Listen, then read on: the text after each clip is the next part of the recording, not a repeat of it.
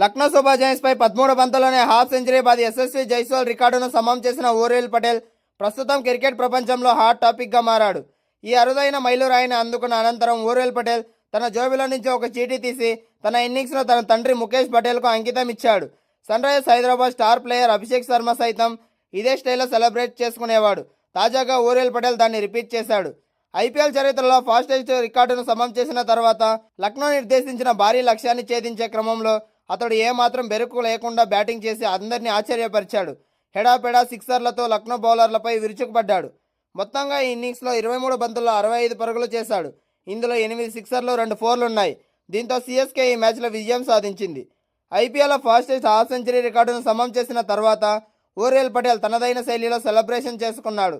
Sun Risers Hyderabad star Abhishek శర్మను copy చేశాడు.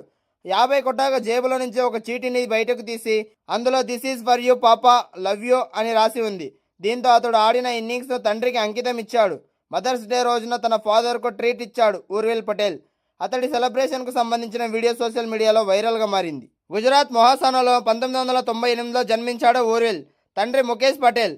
తండ్రి వద్ద క్రికెట్ ఓనమాలు నేర్చుకున్నాడు. అందుకే హాఫ్ సెంచరీ తన తండ్రికి గిఫ్ట్గా ఇచ్చాడు. ఐపీఎల్ 2023 సీజన్లో గుజరాత్ టైటాన్స్ ఊర్విల్ పటేల్ను తీసుకుంది. కానీ ప్లేయింగ్ 11లో ఏమాత్రం చోటు దక్కలేదు. 2024లో అన్సోల్గా మిగిలాడు. గత సీజన్లో సిఎస్కే బ్యాటర్ గాయపడడంతో రీప్లేస్మెంట్గా చెన్నై సూపర్ టీంలోకి వచ్చాడు. ఇప్పుడు తన సూపర్ ఇన్నింగ్స్తో వెలుగులోకి వచ్చాడు. ఇంకా ఐపీఎల్లో ఫాస్టెస్ట్ హాఫ్ సెంచరీలో చూసుకుంటే 13 బంతుల యశస్వి జైస్వాల్ నెంబర్ 1లో ఉన్నాడు. అది కోల్కతా నైట్ రైడర్స్పై 2023లో చేశాడు. ఇంకా 13 బంతుల్లో ఊర్విల్ పటేల్ సెకండ్ ప్లేస్లో ఉన్నాడు.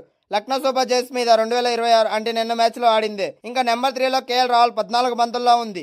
ఢిల్లీ క్యాపిటల్స్పై మొహాలీలో 2018లో చేశాడు. ఇంకా 4వ స్థానంలో ప్యాట్ కమిన్స్ 14 బంతుల్లో ముంబై ఇండియన్స్పై పూణేలో 2022లో చేశాడు.